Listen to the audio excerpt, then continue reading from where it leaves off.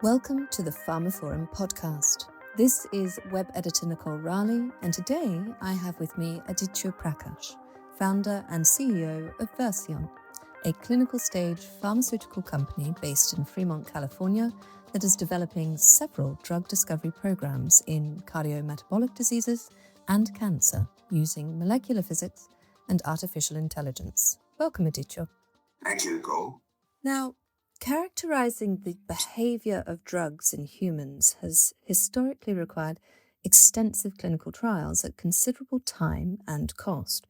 So any lab-derived early insight into how drugs will behave in human patients can make drug trials vastly more efficient. To that end, Verseon has been developing organoid-based technology to characterize drugs. But before we delve into all that, Adityo, perhaps you could share with listeners a little bit more about yourself, about your journey to doing what you do today with Verseon.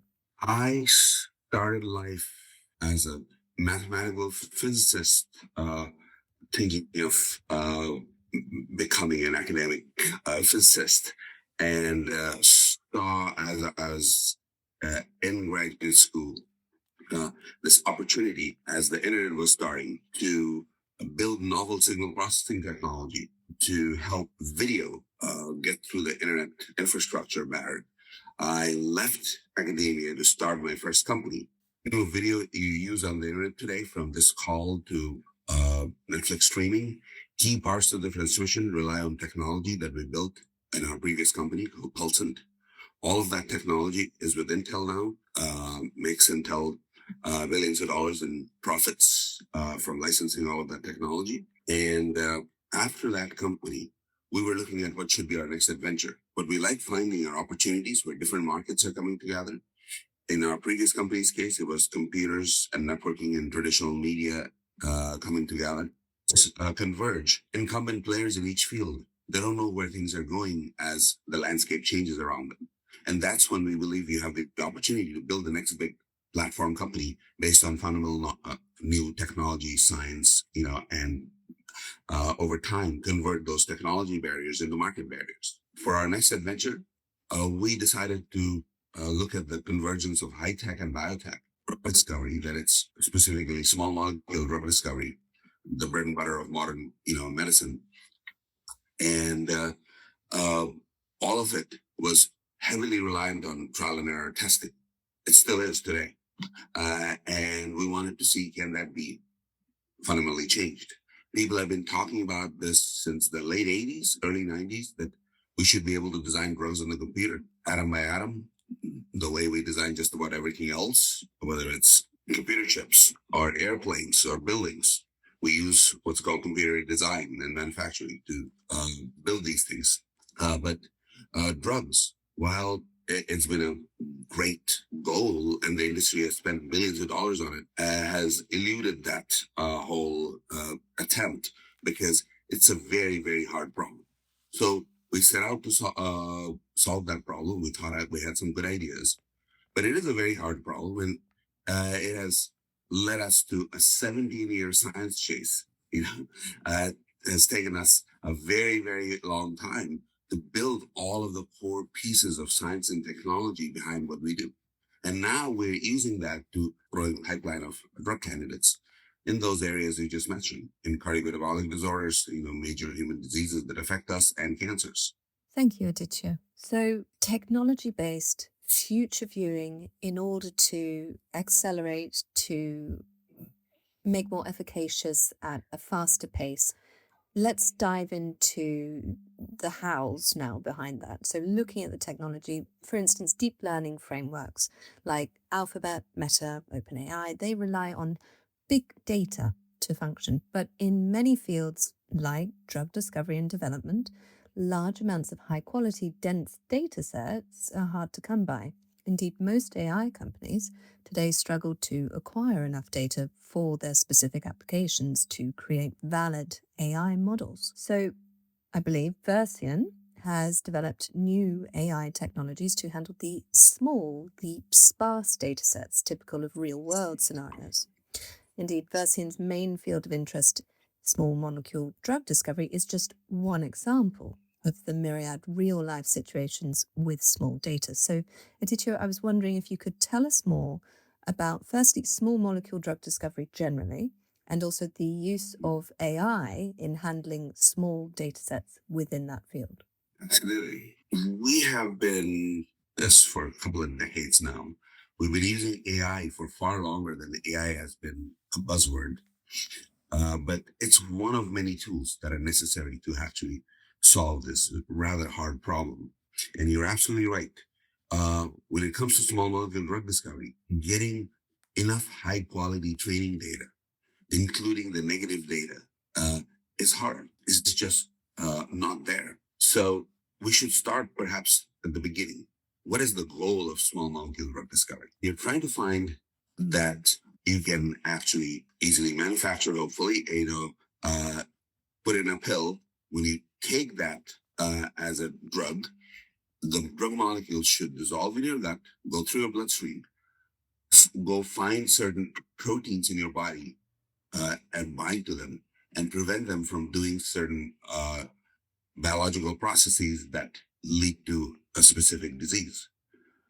This is how every drug works. They go bind to some proteins in our bodies and change their functions. The idea is that the reason that small molecule drug binds to that protein is because of physics. The atoms on the drug and the protein, they flex and twist.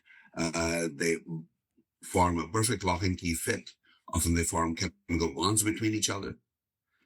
And that's why people have been talking about this for the last 4 decades, that we should be able to design this thing on the computer atom by atom. And at the heart of it is if you can drive this design using molecular physics, just like we design, let's say, a building where an architect comes, tells you how every room will look, where the load bearing structures need to be. By the time you build it, it works like that, right? Could you do that? But here, the problem is vastly more difficult because the interactions rely on quantum mechanics at that level, at the atomic level, and the complexity is incredibly big. So if you can do that systematically, that would be wonderful. And that's what we set out to solve. What that allows you to do, if you can actually generate completely novel drug structures, figure out atom by atom what will bind, come up with these new drugs. Now you can actually make them in the lab, generate completely new data that doesn't exist in the industry today. All drug molecules that you just designed worked. What are their properties? Which ones really work well in the body? Which ones have some liabilities?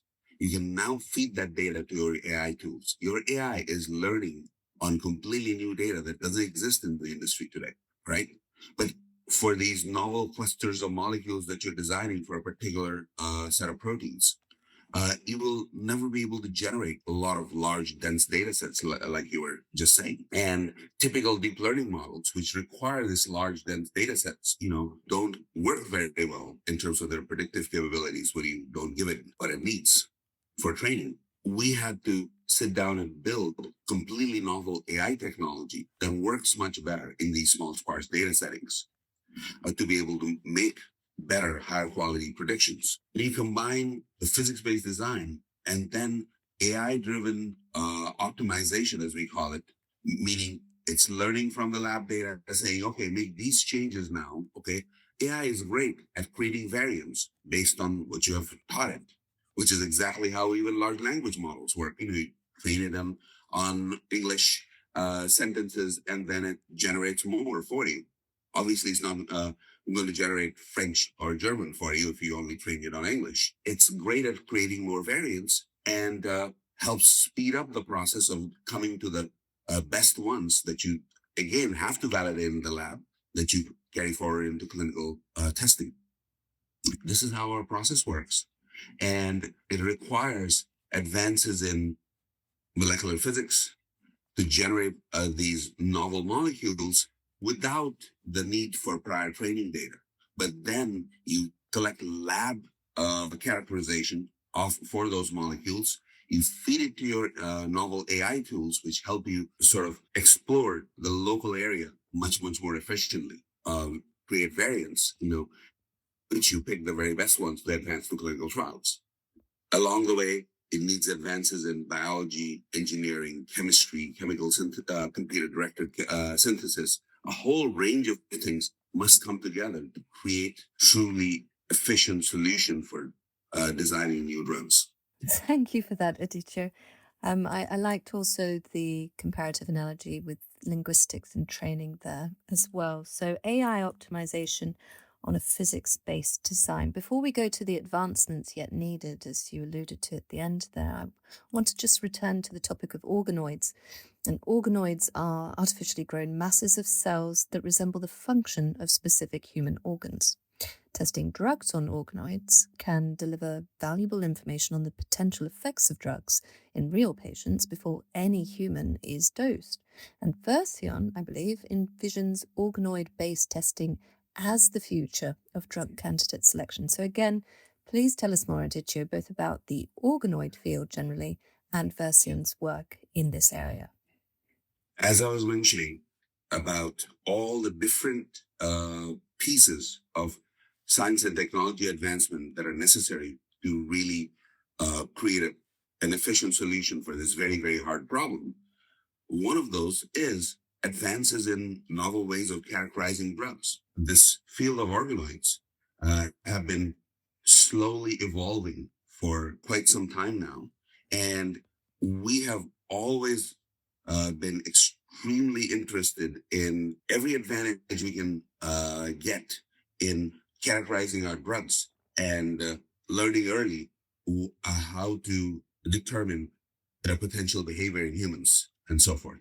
Our head of biology had done some early pioneering work in organoid development at UCSF for cancer detection and things like those. And as we've been uh, developing our whole drug discovery platform, we were just talking about physics-based design, but then collecting data on these things. You run traditional in vitro tests, then you run cell-based assays. You want to be able to do then test them not just in animal models, but also in these human-derived organoids to figure out how these drugs will behave.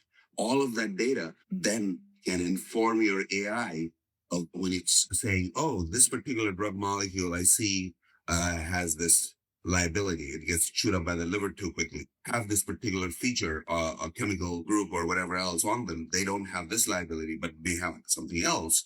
And it helps you decide, oh, make these variants without these changes without these specific chemical features, etc., or perhaps with certain other features based on the data you've given it for training. And it tells you these should be what you're looking for, and then you go make and test them. But the part of the high quality training data that you collect comes from those organoids. Those organoids, how a drug might behave. Now, remember, no matter what anybody tells you, you cannot avoid having to do clinical trials because ultimately you must test it on full humans. Okay, we're not anywhere close to the day where we could just, do a few things in the lab and say, voila, here is a drug that you should just ingest and it'll treat your disease. But you want to make this process as efficient as possible. You want to get signals as early as possible that there might be an issue that you want to avoid.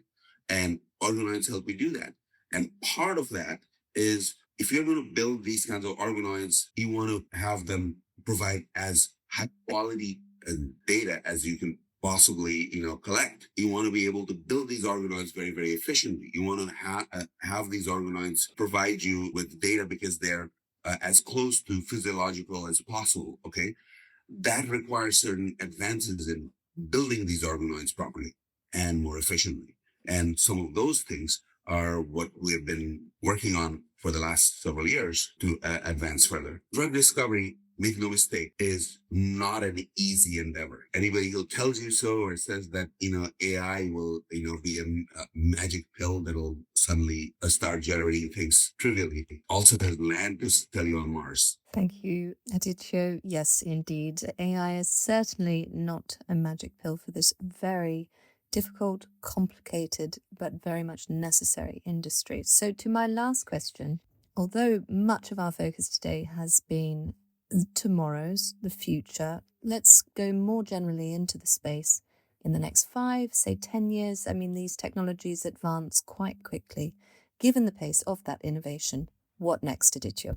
Since we were talking about AI, I mean, as we continue to work across the industry on advances in collecting biological data, feeding it to AI, it will help us find correlations among various things in the data, which then point human scientists to figuring out causal connections between them, right? And that over time will completely transform our understanding of human biology, right? When you combine that with complementary breakthroughs in molecular physics modeling, chemical synthesis, biological testing, organoid development, and all these kinds of things, when you combine all of them together, like we're doing at Verseon, we hope to see a stream of new medicines that are absolutely life-changing, that treat human diseases far better than we can today.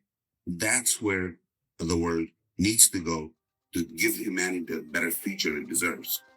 Thank you, Adityo. It's been a pleasure. And that concludes another episode of the pharmaphorum podcast. You can find more information about this episode, including a download link and information about previous installments at pharmaphorum.com/podcasts. The pharmaphorum podcast is also available on Apple Podcasts, Spotify, Overcast, Pocket Casts, Podbean, and pretty much wherever else you download your other podcasts from. Just search for pharmaphorum and follow and hit subscribe. Of course, don't forget to visit our website itself, where you can sign up for daily and weekly news and analysis bulletins. And do follow us on Blue Sky and LinkedIn at pharmaphorum. That's all for now. Thank you for listening.